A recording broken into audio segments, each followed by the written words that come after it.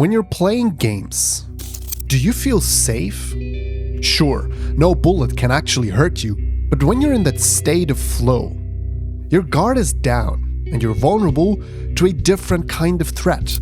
I'm talking about propaganda, and a very specific kind: war propaganda. I know that there are a lot of big games out there that can be read as propaganda for a variety of reasons. I want to talk about those that were created by political actors, by states, militaries, and even extremist groups. These games are not built to entertain, but to persuade. They're built to distort history, to glorify war, and to turn children into actual soldiers. These games come from various parts of the world, and I will probably not cover all of them, but I will cover the biggest and the most influential of these games. Who made them? What is their actual mission? And how do these games play? This video is not about games that play war, but about those that make war.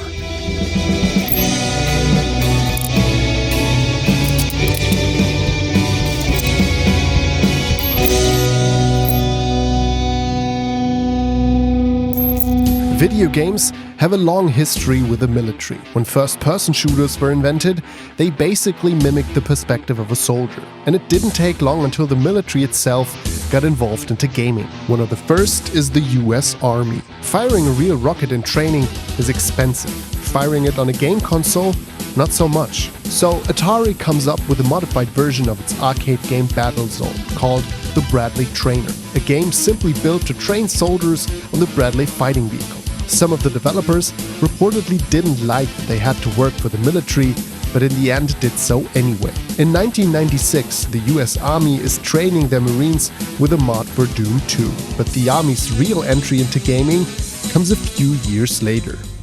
It's the late 1990s and the US military doesn't have the best public image. Recruitment numbers are at an all-time low. Casey Wadinsky, a high-ranking army officer, wants to change that. He wants to get young people excited about military service again and reach them where they already spend most of their time anyways. Right in front of a screen. This is when America's Army is born, a realistic tactical shooter developed by the US Army. 26 developers from major studios like Maxis, EA, and Sony are working on the game. They visit real military checkpoints, fire actual weapons, and record the sounds. Everything is designed to be as realistic as possible. Although the game is about shooting, the Army avoids calling it a shooter. Instead, they label it a first-person mission experience. They don't want people to dismiss it as a murder simulator, though they can't really stop anyone from doing so. America's Army is meant to be an authentic copy of the real US military. Every tiny detail is supposed to be a meticulous recreation, from how the weapons handle, to the way soldiers move, to missions inspired by real operations in Iraq and Afghanistan. Some actual soldiers even make it into the game. The Army calls it the most authentic Army game ever. It takes a total of 3 years from the very first idea to the finished game. In 2002, America's Army is shown to the public for the very first time. Inside the E3 convention hall, real soldiers rappel dramatically from the ceiling and showcase military hardware like it's an action movie. When America's Army launches on July 4th, 2002, it immediately sparks public interest. Not only that it's a game developed by the military, but also for gamers, it's quite the intriguing offer. It looks and plays like a full-priced shooter, but it's actually completely free. Just one day after release, more than 500,000 people have downloaded the game. Over the next few years, America's Army turns into a massive success. The game is also available internationally, to officially flex about the US military. But the main focus lies on the domestic market. While the Army calls it a tool for strategic communication, in reality, it is a recruitment tool. Playing America's Army feels a lot like the shooters it was inspired by, namely Rainbow Six and Counter-Strike, but it has some major differences. Before you can jump into combat, you have to complete a series of training courses, from basic weapon handling to medic training. Only those who pass are allowed to join the multiplayer. To encourage teamwork, the game replaces the classic deathmatch with mission-based objectives. Things like rescuing hostages, locating weapon caches, or infiltrating enemy bases. Each squad has up to 13 players per side. But no matter which team you're on, you always play as a US soldier. Players who complete missions and follow the Army's code of conduct earn honor points. Those who break the rules lose points. and anyone who deliberately harms their teammates can even end up in-game jail. Originally, the point system was meant to automatically feed into the Army's recruitment database. Very talented players could then be contacted if they would like to join the Army for real. For privacy reasons, that feature was never actually implemented, but player data is still collected. For a long time, America's Army ranks among the most played online games. But the game also makes it to the real world. A community quickly forms around the game. Tournaments are organized, complete with free pizza, soft drinks, and video game consoles as the main prize. On weekends, you can visit one of the Army's information booths, where parents and kids can climb into real Humvees and fire mounted machine guns at virtual bad guys. While the image of a realistic game works great as a marketing tool, America's Army is actually far from realistic. Unlike in real combat, there's almost no blood in the game. Hits are only marked by a faint red puff.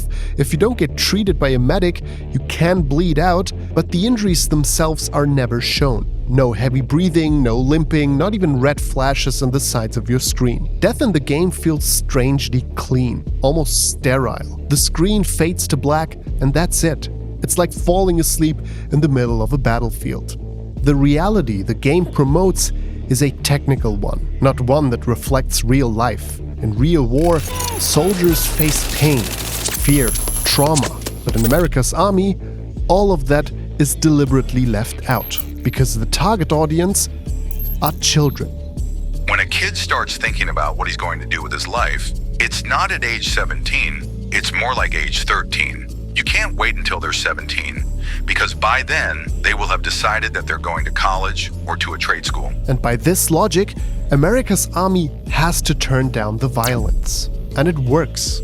When the game is released in the US, it receives a teen rating, suitable for players 13 and up.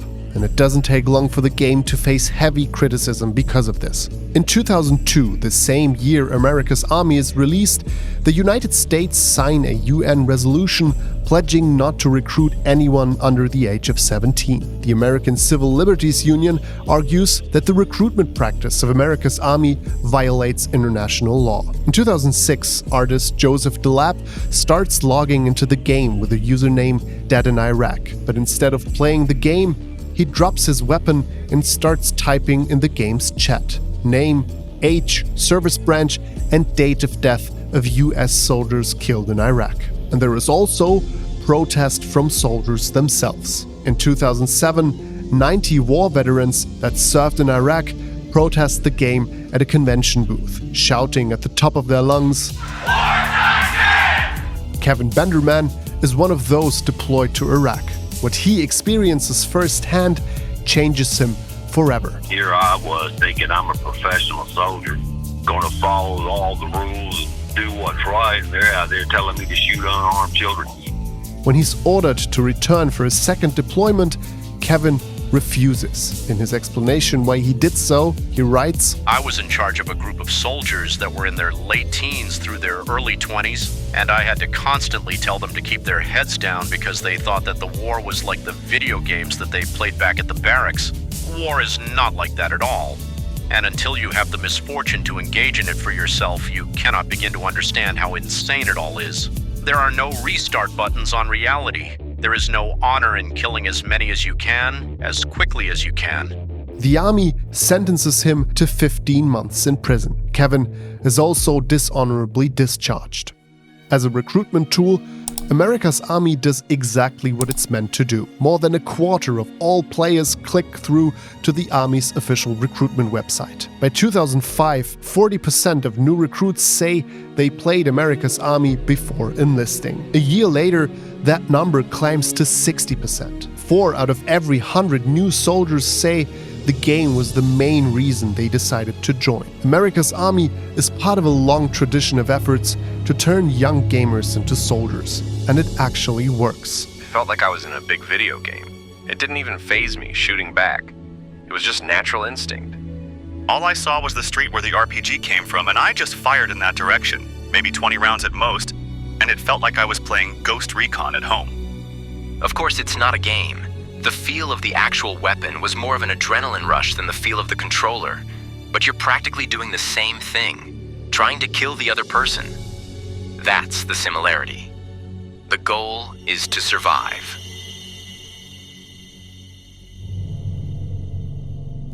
In 2013, the official America's Army comic book is released, giving the game a backstory. The enemies are no longer anonymous bad guys in generic uniforms. They're now part of a fictional country called Chervania. Chervania is an authoritarian state somewhere in Eastern Europe, at war with its southern neighbor, Ostrogal. A coalition of nations led by the United States is sent into the region to provide humanitarian aid and to help Ostrogal in its fight against Chervania. At the top of Chervania sits President General Kazimir Adzic. He gives the US plenty of reasons to intervene: the illegal annexation of Ostrogal territory, a homegrown terrorist organization, and of course weapons of mass destruction. The parallels to real-world events are hard to miss. Even the propaganda posters look strangely familiar. While the comic tries to put realism front and center again, the portrayal is actually absurdly cartoonish. In one scene, American soldiers are firing at enemies from a Lamborghini. And even in the middle of the most intense firefight, there's still time for casual banter about who the better superhero is: Batman or, of course, Captain America. Early on in the comic, we see a young man with no motivation and no sense of direction. After joining the army, he suddenly finds his purpose and starts living his dream. It's these kinds of stories that try to speak to disoriented young people, but the most important truths about war are casually swept under the rug. Like that since 9/11, nearly 4 times as many US soldiers have died by suicide as have been killed in combat.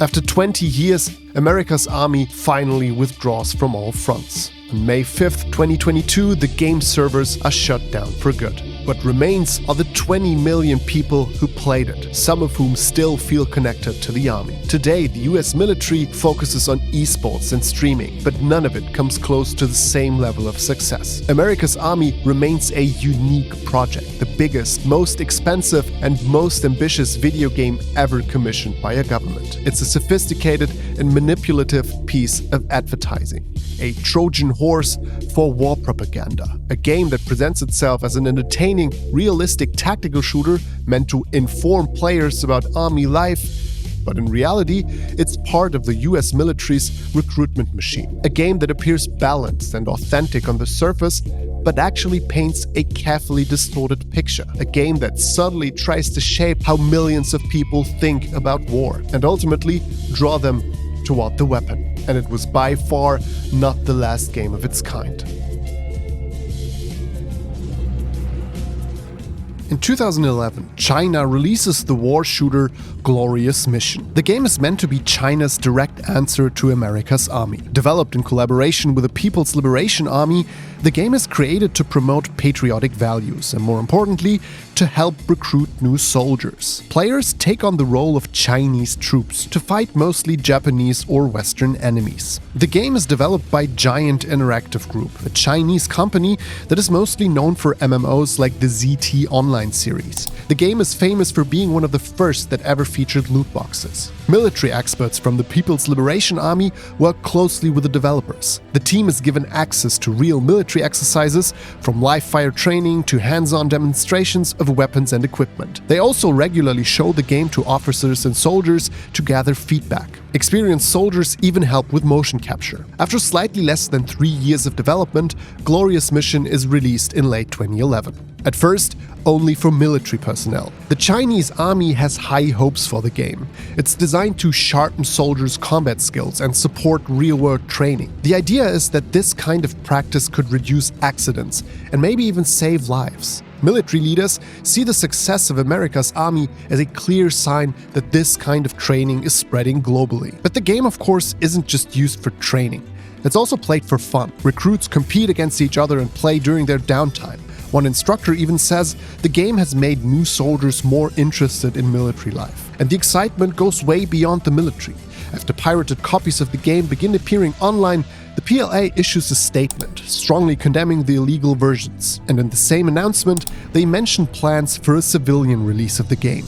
In 2012, the so-called military upgraded version of the game is released to the Chinese public. It's a revamped version of the original, including 8 single-player campaign missions, a multiplayer mode, and a variety of weapons. At this point, I really want to get my hands on the game, but you have to jump through quite a few hoops to make it work. The first problem is, the game is only reserved for Chinese nationals, meaning I need a Chinese ID. Without it, I can't even make an account. Luckily, I come across this video that shows how to generate a fake Chinese ID for registration. But then there's a second problem. I still need a copy of the game. I go to the official website, but the servers are down. So I travel back in time and open older snapshots of the website. I try downloading version after version, but none of it seems to work. Until finally, yes, the download starts. But after a while, the download fails again, so I have to improvise. Luckily, there are some other people who have played the game in the past and uploaded the footage to YouTube. But we first start off with a few training sessions, just like in America's Army. You run through different shooting exercises and even get to visit a military base. The first real mission kicks off with Chinese troops landing on a beachhead.